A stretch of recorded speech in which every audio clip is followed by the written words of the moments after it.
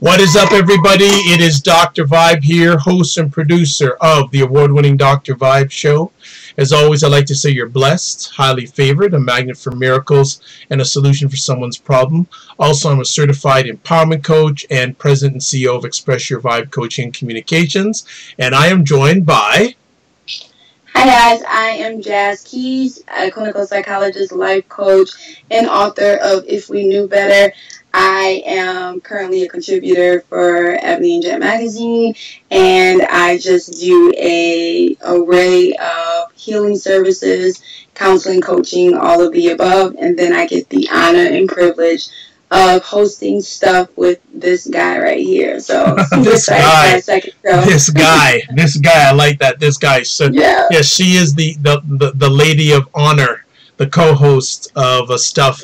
And for those who are not familiar with Stuff, all Stuff is just we just have conversations about current events and culture from a black woman's and a black man's point of view. It is an international conversation. I am based in Toronto, Ontario, Canada, and Jazz is based in Rockford, Illinois, which is, I think, just outside of Chicago.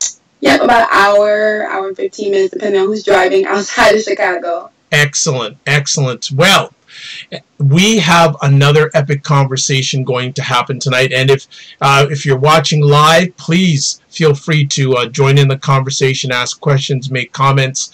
And we were having just another one of our conversations after last week's epic conversation. I said, what are we going to talk about next week? And there's a number of things we brought up, but we saw that having a conversation about, is the black community divided? Dum, dum, dum. Yes, so, you know, we like to take those light conversations on stuff. You know, Dr. Vibe has a little bit of history. He doesn't like the light stuff. He likes the real stuff. So Jazz said, okay, let's go roll with it. So, Jazz, is the black community divided, in your opinion? Oh, absolutely. So the brilliance, I think, of this stuff is that we get to have just an array of conversations. And bigger than that, I think that we get to have some of this raw dialogue that really helps kind of uncover some of the things that we don't talk about. And so I'm super excited in particular about this show because I think it is about time for us to talk about the multiple ways in which we are divided. And so my answer in short to that question, and I'm sure you and I will dig into this deeper as just a show topic, but yes, we are extremely, extremely divided. And I mean, I just been thinking about religion, socioeconomic status, men and women, so in the family, community. There are just so many different segments or sectors in our community where we can't quite seem to unite that I'm really interested to hear the man's perspective on some of this stuff. Well, I'll do my best to step up and represent. Do you want to start with an area first, or do you want me to start with an area first? Of course, I'm going to do anything. I'm going to pick you, Mo. I would like to hear your perspective, and I'd actually like to start with the family, because I feel like that is a division that trickles into so many other areas. So one conversation that I constantly find myself either listening to or participating in is why the division between the black man and the black woman. So if you could share any insight on that, I'd love to go there first. Well, we could take 40 minutes just on that topic. So please note, if you're watching this live on replay, we may do a part 2 on this one. I have a strong feeling we may need to do a part 2 on it, because just there, I think 40 minutes is not enough. There's so many different layers. I think a lot of the discussion we're going to have tonight, and if we do a part 2, the economic factor is going to be related. And I feel that these days, especially, they're one of the reasons for a divide between black women and black men, and not all, is the whole area of economics. Rightfully, black women are making a forward move in the workplace. They're getting hired more. And if you look at the average employment and unemployment figures from black men versus black women, you will see that black women, and especially black women, are the #1 demographic in regards to entrepreneurship. Also, so they're making moves. I believe also black women are probably I guess, graduating more from colleges and universities. I was doing a conversation with a gentleman recently, and he said after grade 3, the number of black boys and black girls who are in school, black girls seem to just move further ahead, and there's a reduction. The gap becomes greater after grade 3. So right there's another thing. The economic, and unfortunately or fortunately, we live in a capitalistic system. And unfortunately, capitalism, this is Dr. Vi's opinion, values what you have more than who you are. Unfortunately, you don't have to go by that doctrine, but that is part of what goes on. And I think that's part of it. That's part of the conversation piece when it comes to divide between black men and black women, because, and I think it's also wider in all communities, not just a black one, but because the black community, and I don't like using that word, so I'm going to stop using, I'm going to say environment. Right. I'm not going to use community. We're just using community as a title. I'm going to say environment. In the black environment, unfortunately, blacks have been at the lower end of the economic scale for so many years and still are at the lower of the economic scale, that when there is a widening of gap between black men and black women, the effect is just magnified. Yes. So I'm a huge person about like social conditioning and the ways in which, you know, norms and traditions and things are passed to us. And so I guess my question is, in the economics, is that a pressure within the home because of the way we are trained that a man should be more financially in a position to provide? Or is it an issue of insecurity amongst men as it relates to women being extremely successful? Are we coming off in a way that is emasculating? So in what ways is it the economics? All of the ones you just mentioned. Everything. It has to do with traditionally, whether right or wrong, the man was seen as the breadwinner. And some women still feel that the man should be the breadwinner. Right. So that compounds it. We're building layers of pancakes here on the situation. And again, for that thought process to change, remember, it has been around for hundreds of years. Right. So for it to turn around quickly, that's a lot to ask for.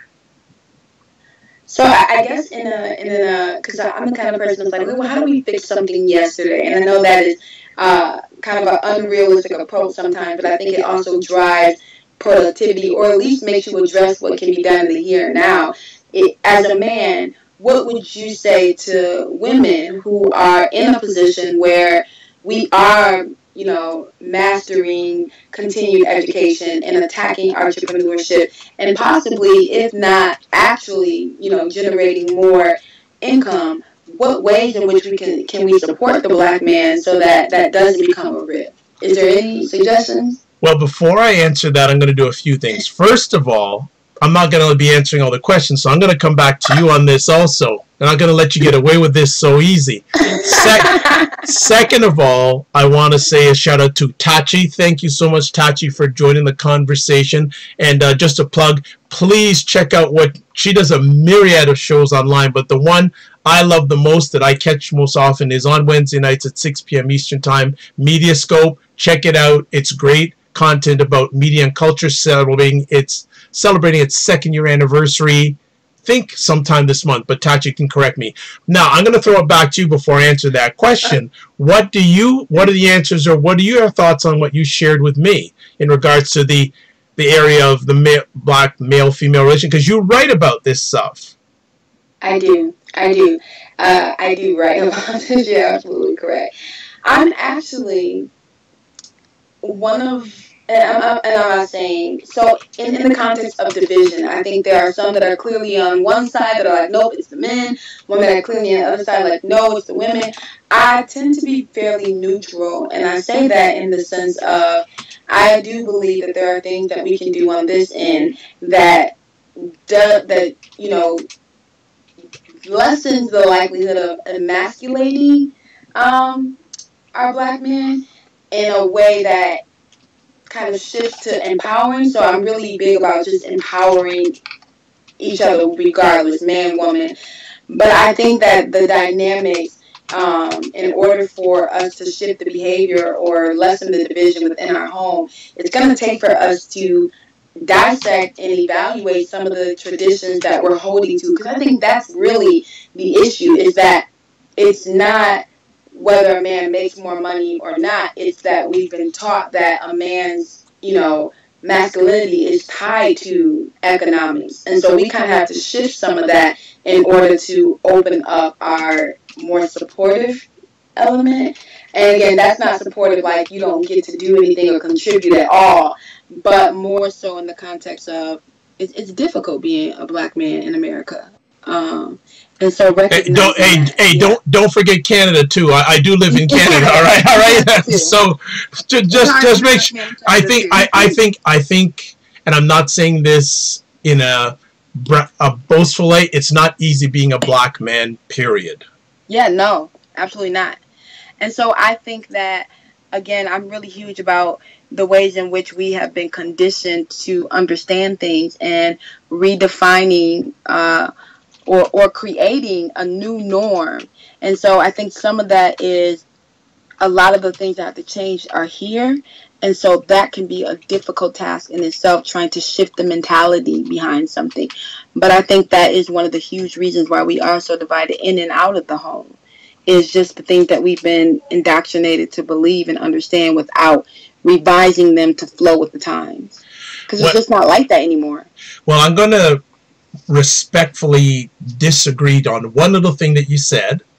Okay. And you said it had to come from here. For me, it has to come from here. It has to start. It has to start from the heart first, and it has to come from here, because most people, especially when it comes to conversations and topics like this, won't do something until it hits them in their heart. We know. Yeah, I think I believe that, but I think that, like, I think it has to be moved forward from the heart. But what I mean by changing the behavior is we can't change the behavior that says if a man doesn't have money or if he can't take care of the home, then he's not a man, until we change the mentality that says, well, maybe he provides in other ways because of, not being able to bring in as much actual income, but X, Y, and Z. So I think that it is very much driven by the heart and by love. But I think that in its entirety, we have to shift the mentality, if that makes any sense. Oh, I agree that the mentality end of it is very, very important. And I'm seeing that mentality change with a number of black men. Like, I think they're beginning to get their ego out of their way and get that out of the way. The whole thing is, though, will black women be able to handle the process that it will take for a black man to get his ego out of the way? Oh, yeah, I definitely think this is going to head to a part 2 really quickly. I knew that 30 seconds ago, so I love the exhale there. Yes, I agree. Yes, because the struggle is, where do you draw the line? And I think that's part of the frustration, is where do you draw the line between being that supportive partner and recognizing that there are obstacles for, our black men that we don't necessarily know because they're not our experience, and vice versa. And then where do you draw the line between being patient as he cultivates some of these things, and sometimes, and again, I think this goes way back, and that's why I think it's going to be a part 2, is I almost want to question, when do we begin this process of indoctrinating this idea that there's a certain level of coddling that has to happen. And I believe that does come from infancy. I see women begin to coddle their black men or their black boys in a okay way, but enabling versus supporting are two very different things. And some people will argue that goes back to just, the environment that we came into as slaves and how we had to protect black men. And then this is all kind of the aftermath of many storms. And so it's really, like you said, these are layers that we got to peel back to really get to the root of some of it. So to answer your question in short is, I think there are Black women who are willing to support and be patient and, recognize and work with the fact that there are Black men who are attempting to build with the bricks that have been thrown at them, kind of thing. But it also becomes a struggle of knowing when to draw the line. Agreed. There does need to be a line in the sand. Fully agree with that. I guess what I would say is every situation is going to be different because every person is different. Mm-hmm. The toleration level is going to be different with each person. And I guess a number of people would say, well, as long as I see there's an effort, a persistent effort be made to make better, great. I'm just going to touch base here. Tachi made a comment, says, that only changes when women earn what men earn. Then it won't matter as much. So I guess the question is, and Tachi, follow up with me here if I'm making a wrong assumption, do we feel that there will be division between Black men and women until the time there's somewhat equal or equity in relationships? Because go ahead. No, and I'm excited to hear the response on that end. But I think what also happens is that the same kind of tolerance of, okay, can a black woman be patient as the Black man, navigates through the jungles of this, is okay. Then there's that part that's like, when does the appreciation come on our side in the sense of acknowledging that, my significant other is powerful and is, dominating in the workforce or in the entrepreneurship, and does have the ability to contribute to my home in a very financial, emotional, spiritual, holistic way. And instead of that being intimidating or insulting or emasculating, it's a source of pride. And so I also feel like women get caught in a very difficult situation, because it's almost like the more we accomplish, the more difficult it is to find a partner. And this is related to what we're chatting about, but I'm going to pull it back in a bit and take it to a different area, in the fact that how much of a factor does hereditary or what's happened in the past have to do this? Because the generation before us was much more, I feel on the whole, much more tolerant in regards to their divisions than the generation that we're in now. Correct assumption? Not assumption? So I think that I always find it so very interesting to evaluate like traditions and, as they relate to now. So being a millennial woman, and as that compares to traditional, and really just evaluating, like, there was a higher level of tolerance, I believe, but I also believed it's because the environment like called for that, meaning that women weren't in the same positions, or maybe not even offered or allowed or received the opportunity to be in the positions that we are now. And so naturally that comes with a shift in recognizing the role of women within the home. And so I think tolerance was a given, because that's just the way the structure of the home was set up, if that makes sense.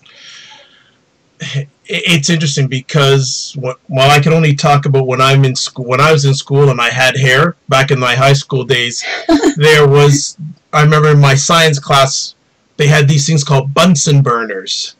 And there's the old science thing called motion causes friction. So, especially when it comes to Black men and Black women, with Black women moving ahead, that causes a friction.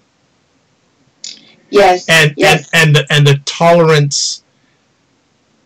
I don't know how tolerant the average Black man is. Hold on. Okay, so Tachi is followed up here. If women end up being the major earners, unless there's a correction in what Black women earn compared to all other groups, it will be a major struggle, which can lead to other issues. So I think that she's speaking, and I could be wrong, so hopefully she can clarify it. Not, but it's this. I think it goes back to the conversation we had about tolerance level. It's not only tolerance level in one context. It's Black women are, like, we have a plight of our own that Oh yeah. makes it very difficult to go out and fight in this world every day and then come home and still be divided at home, because that's a lot of what we're talking about is the home division. And so it's recognizing that we both, as Black men and Black women, have a very unique fight ahead of us daily. And so our topic of conversation is division in the Black community, and I think that crosses many sectors, and maybe we opened up with that one that can be talked about in multiple layers. But I think the reality is that part of our struggle inside the home also is the fact that we're so divided outside the home that we don't get peace anywhere. Wow. That's a very good question. So what you're saying is, because there is such a lack of peace in many Black people's lives, yes, the division is just going to be commonplace. Yeah, and the home is where we get to almost release the frustration from being so divided, so that Wow. it kind of becomes a jar for our frustration. You know what I mean? Our deposit ground. But we don't get peace anywhere. And so again, we kind of have internalized and almost called attention to the fact that this is just life for us. And so I think that we become less and less, or we question less and less why it isn't unified, and have just begun to accept that that's just what it is. Well, In our homes, in our communities, across the board. Tachi is definitely agreeing with you on that, and also a shout out to Curtis Brooks, who's actually Tachi's producer, who's joined in the conversation. And thanks very much for joining in. That is something I have not heard too much, and I'm gonna have to parking lot that comment, because I'm gonna use it in many other conversations, that because we don't have peace in many blocks, do not have peace. Yep, absolutely. Good stuff. Curtis agrees. Because there's so many places we don't have peace, division is going to be the result.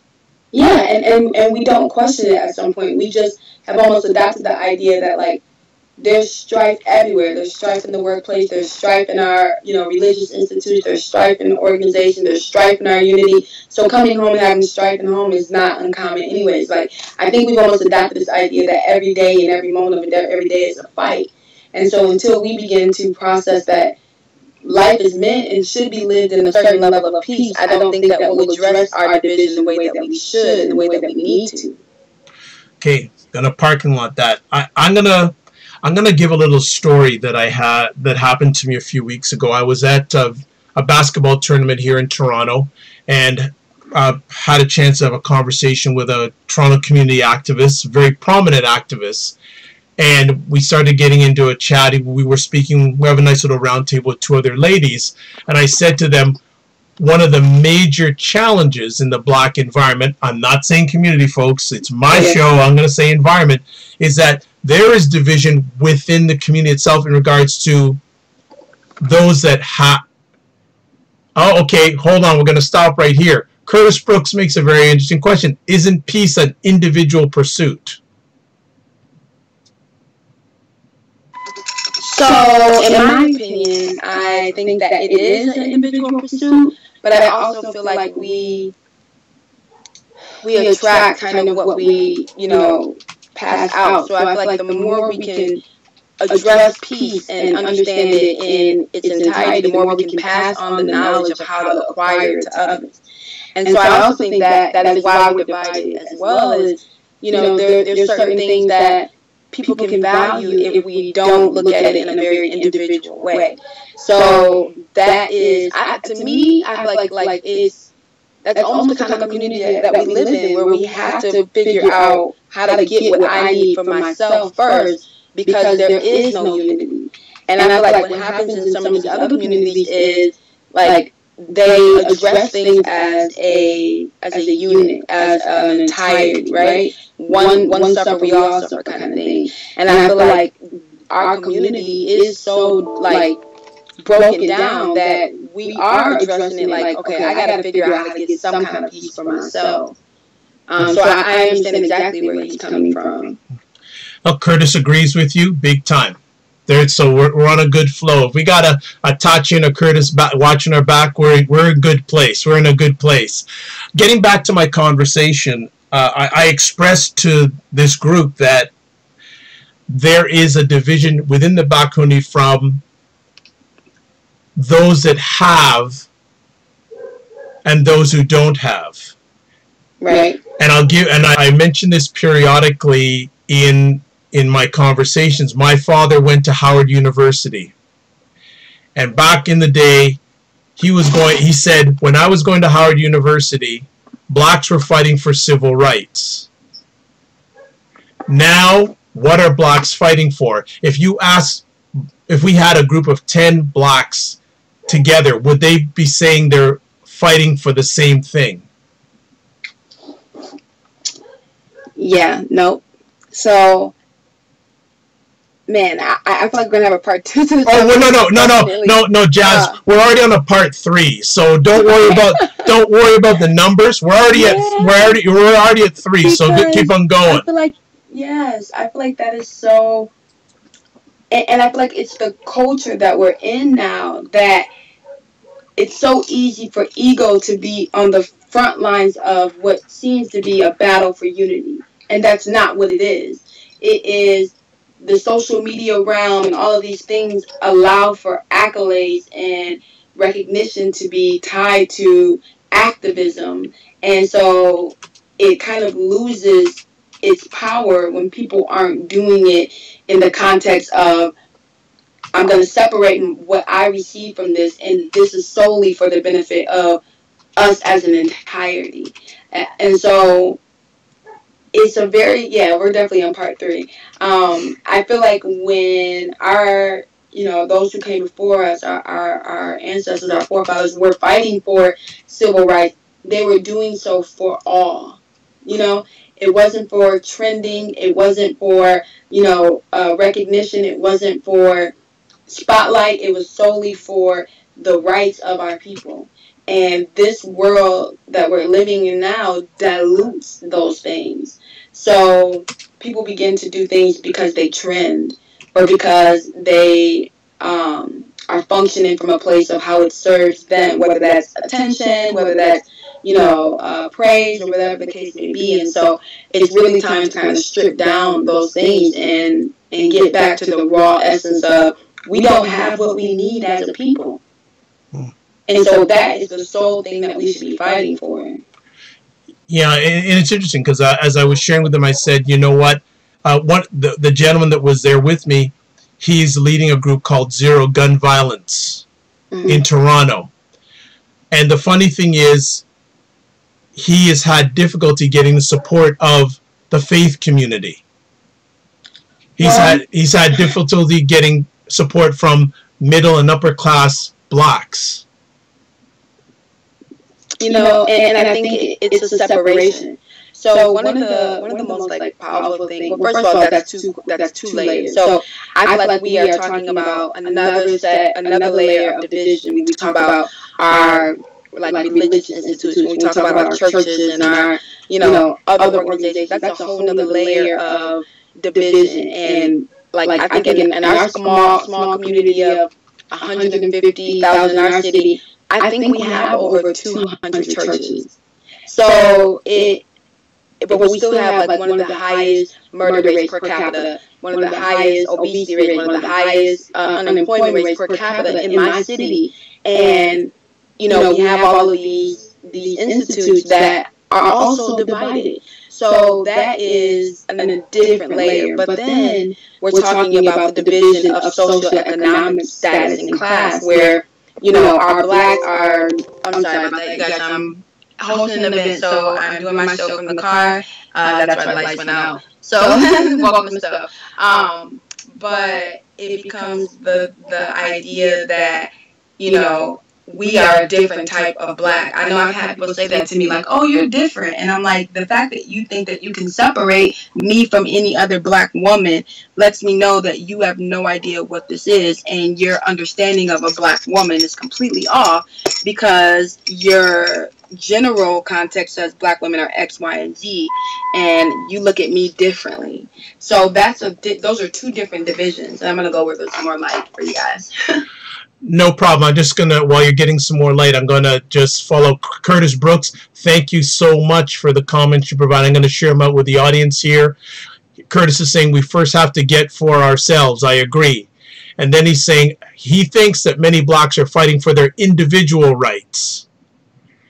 And he's also saying here many blacks are hungry to get out, but don't understand that you can't be a success by yourself. It's an every man for himself mentality. Yeah, so then it gets to the point where it's like we're fighting for it on an individual level. And to me, it goes back to that idea of like you want for your brother what you want for yourself, and we've lost that. Why? How have we lost that? A black heritage. Okay, hold on. Curtis, we should just have you on the show. The institution. Yes, and Curtis and everybody Tachi. watching, I appreciate you guys for being understanding, because I'm going to be hosting from all different places around the world. So thank you guys for understanding as I move and shift about to be able to participate with this show. Well, Curtis can relate. He's a producer. So, but when he deals with Tachi's show, it's stationary. It's not a moving target. So, Curtis, I know Curtis is feeling it for me right now. So, Curtis is saying the institutions are made up of some mindset, the mindset individuals who are outside of the institutions. What I will say too is that this African heritage is built on the community, and North American European heritage is built on the individual. So it's like trying to fit a round peg into a square hole. Would you agree? Can't hear you. Yeah, we can't hear you, Jazz. Can you hear me? Now we can hear you.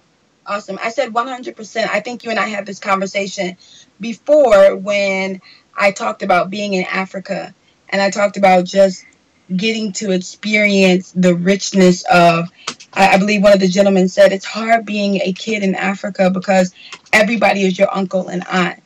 And so when I was there, I didn't have to correct my child. I didn't have to redirect her because it was such a communal style. Even I could leave and go and she could stay outside and play and know that she was supervised properly. And so to me, we are a product of a culture that's not ours. And so we're attempting to exist in a way that is against our nature. And we're constantly facing the complications because we live in a world where it's very individual, but I think our souls tell us that, you know, we have a certain responsibility for each other. And so, like you said earlier, that's where we see so much friction is this battle between the environment that we've been placed in and forced to survive in versus who we truly are as a people. Okay, and our time is winding down real fast here, so I'm going to throw an interesting conversation piece to Jazz, and she can throw it back to me if she wants. Jazz, I'm going to get another interesting situation. I always have gotten the picture that black women are unified. Up until a few years ago, I hosted a conversation called Black Women's Relationships with Each Other, and I heard some things that I didn't know I would be hearing. So, just from your perspective, are black women unified, divided? What's your take? You might as well just go ahead and set this up for a part 4. Thank you.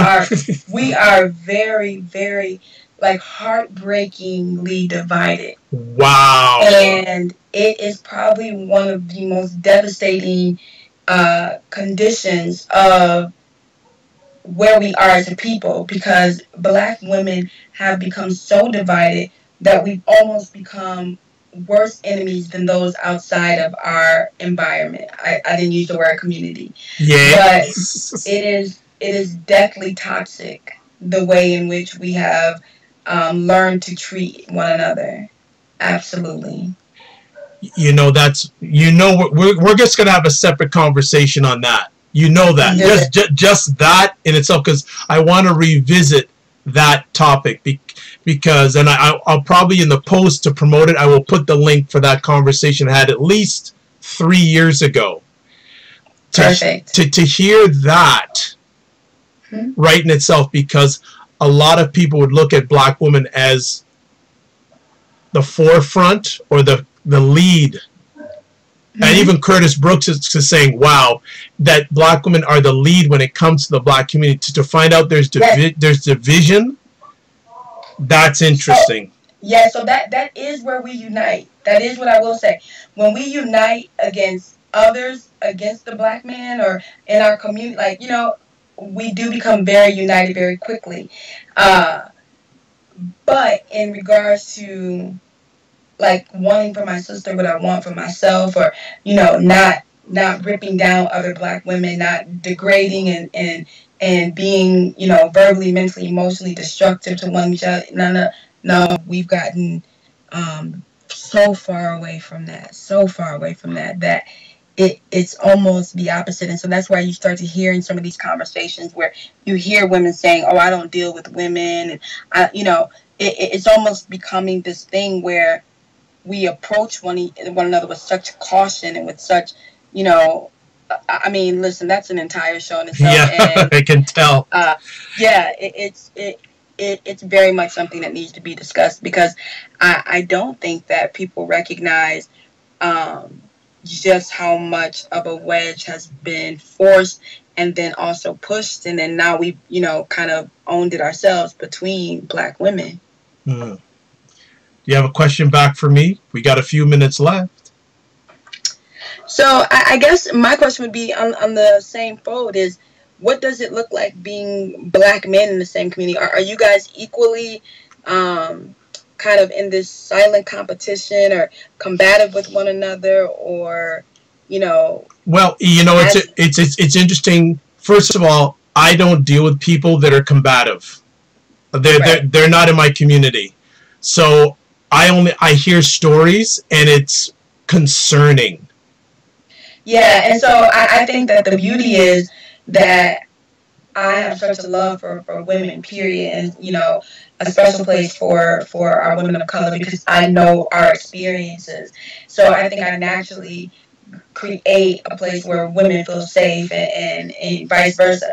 But when I say we, it's me not separating like myself from the fact that I'm very conscious of what's happening outside of those of us who are saying, no, I don't want to see us be divided. But in its entirety, it is very alarming. And so I guess that's the same question. I think you're kind of the same experience, it sounds like. Yeah, I am blessed that I have a community of people that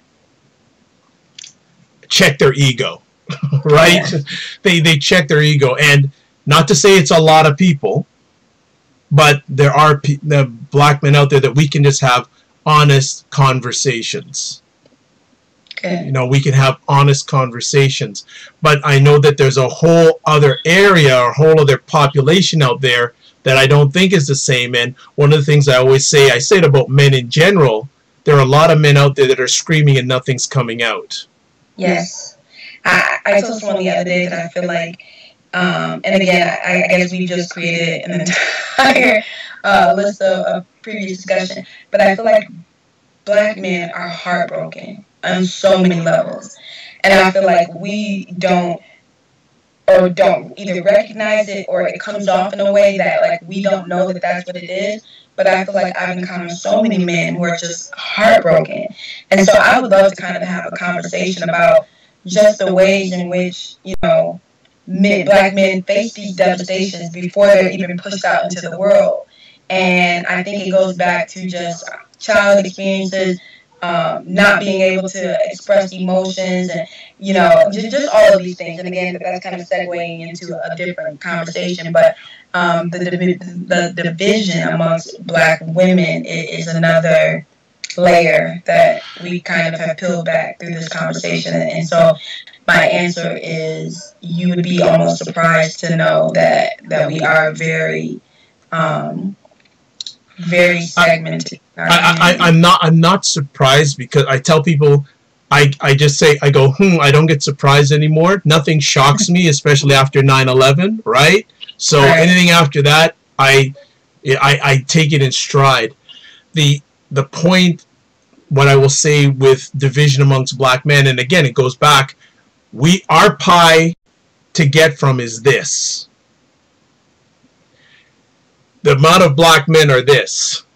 Not everyone's going to get this.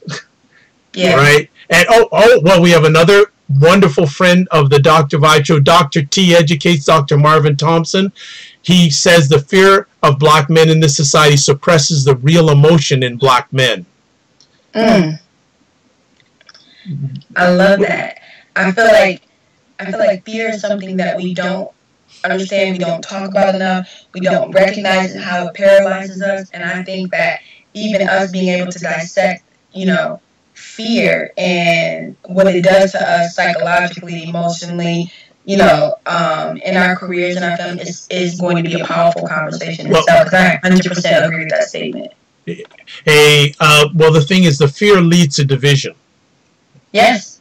Right? It's a principle in, I think I heard it from Farrakhan. It said fear, envy, and mistrust are the principles within our environment that cause us to be so divided. We fear one another, we envy one another, and we don't have any trust within one another. Yeah, the fear, and I think this is within the black environment. There is a lot of fear there. There's a lot of fear of each other. Yes. So I mean, and if you mix those three elements, it's so easy to see why we move about very individually, and we don't want to align. We fear you. Like, either I'm scared of you, I envy what you have, so I can't contribute in a way that is, effective or productive to the mass because I want what you have, or I just don't trust you. And so those three things cause us to be just very eye-focused on self. Well, here's something funny. Curtis Brooks goes, Curtis is going, we need another 30 minutes, LOL. Jazz does not have another 30 minutes. We're going to probably do another 30 episodes on this, just layer after layer. What I will say is that the fear leads to emotion, can lead to not positive emotion, can lead to not positive behavior, not only within oneself, but towards others, which is a cause of division. The fear leads to division. Division can lead, if it's not handled properly, to not positive emotions, not positive reactions. Yeah, specifically as we're talking about the black environment, the black experience, we benefit not at all from our division.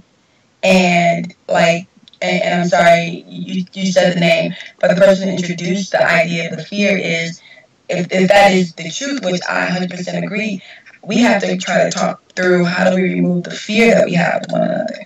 Well, okay, here Dr. T educates, we need to embrace our presence and acknowledge the projective fears back to those who deliver it by holding a space unapologetically and with certainty. And he agreed with my last comment. You're dead on, Dr. Vibe. Well, Dr. T is someone I'm looking to have on stuff, because we had a conversation today, and I would love to have him on. And his area of specialty is education, and definitely with your young daughter, he has some things that he would love to share with you. One of the things he shared with me is he does not plan to have his granddaughter go to any school. He is going to homeschool his daughter. Yeah, so I told, it's my idea that if I do this right, I told you to submit a resume or a job application anywhere. But I actually am in the process of planning to pull her from school and not just homeschool her, but I actually want to travel 8 months out the year to different countries and homeschool her in in that type of environment where, okay, we're going to India for 2 weeks tomorrow, and so on and so forth, because I don't want to undo what they learn, the conditioning they get in the school environment. And I think that, again, I just feel so many different topics coming up here. No problem. I would love to have a conversation about the way in which we should shift parenting and our parenting techniques. Because I do think that I take a very unique approach to parenting my daughter, and we'll get to it. We're going to get to it. Yeah. We'll get to it. Curtis Brooks adds here, the prisons benefit from the division of blacks. Absolutely. The education system does, the prisons does, the judicial system does. All of these things do benefit from it. And so it's really important that we recognize that, because until we do, we don't understand that anything that benefits from our division or us being small or us being destructive within is not going to ever feed us anything empowering. And so we have to do that from the inside. Well, you know what? We'll probably call it to an end there because we've gone longer than Jazz was supposed to. But it's okay. You know, but because of Dr. T, Curtis, and Tachi, they've just been making this conversation epic. Dr. T also agrees with your thought process on the way you want to educate your daughter. He says that's fantastic. Awesome. And again, I'm so sorry that we run out from one event to do the show in the car. I will be stationary next week if I'm not on the road. But nonetheless, we're here and we're talking about stuff, and I just am appreciative of everyone who joined us for the conversation tonight. Well, yeah, I'd like to thank everyone who took the time. Sorry for the delay in starting a little bit late, but we will correct that as much as possible. Jazz is a very challenging lady to get to stay still. I will take that one too. It is all definitely me always being on the go, always traveling, always having 50 million things. But we're here, and the conversation is still powerful. Well, so we will work out some of those kinks. And what we mean by that is me. No, well, the thing is, her schedule is not going to divide us. No. There you go, right? Right, so that's at the end of the game. So we're going to wrap it up here. Jazz, any final words, and how can people contact you? I have really enjoyed this conversation, so I would just love to extend an invite to anyone who did join us tonight to invite someone else to join next weekend. The more that we can get around the figurative table and have these discussions, the more we can take back into our individual and also group spaces and share the knowledge. And I feel like that's a responsibility we all have. Anyone can reach me on all social media platforms at Jazz Keys. That's Twitter, that's Instagram, that's Facebook. And then my website is www.jazzkeys.com. As I mentioned earlier, I am a clinical psychologist, a life coach, speaker, and author. And so those are all the avenues in which you can connect with me. And then, of course, you can join me Wednesday nights for stuff. There you go. First of all, I'd like to thank Jazz and her daughter. And I'd like to thank Jazz for taking time out of her positive, productive schedule to make stuff a reality every week.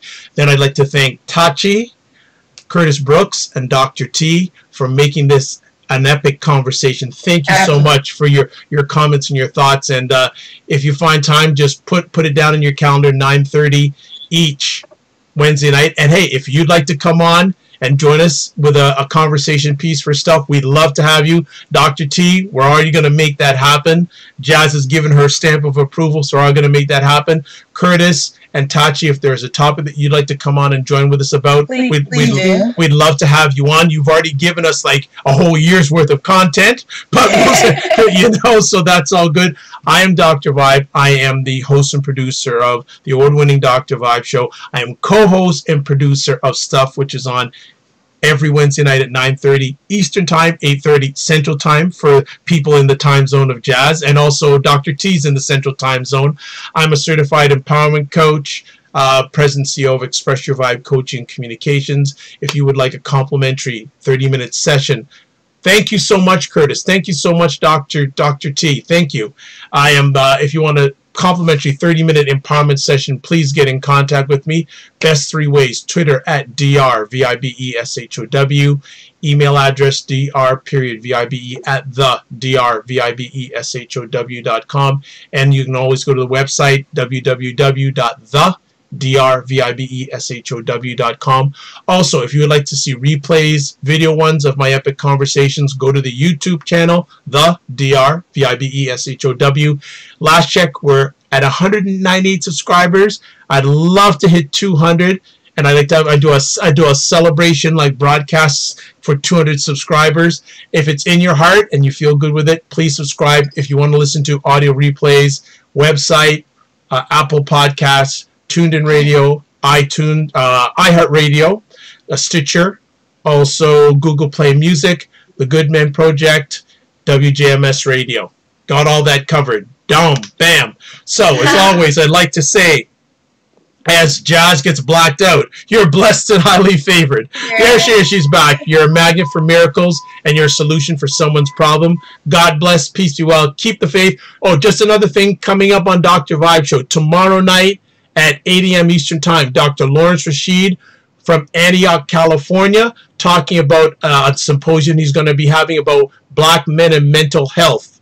And that's coming up, I think, next a week from this Saturday. And then on Friday at 12 noon, we have a very special new friend coming on. I did have a chance to listen to her on NPR a few weeks ago. Her name is, as I just bring it up here, so bear with me, folks. Actually, and she is going to talk about Chicago. Oh, nice. Yeah, her name is, okay, I'm just waiting for everything to come up here. Her name is Nicole Gonzalez Van Cleve. And she has written a book about the police system in the city of Chicago. And that is quite a hot topic these days. If you're keeping any sort of attention to American news, President Trump is saying he's going to take actions on wanting to correct the situation of so many homicides and deaths happening amongst blacks in Chicago. So she is going to be on via the YouTube channel at 12 noon. But just follow me on Twitter. It'll keep you up to date on everything. All right? So as I like to say, God bless. Peace be well. Keep the faith. And remember, sometimes you have to get smaller to get stronger. Good night. Good night.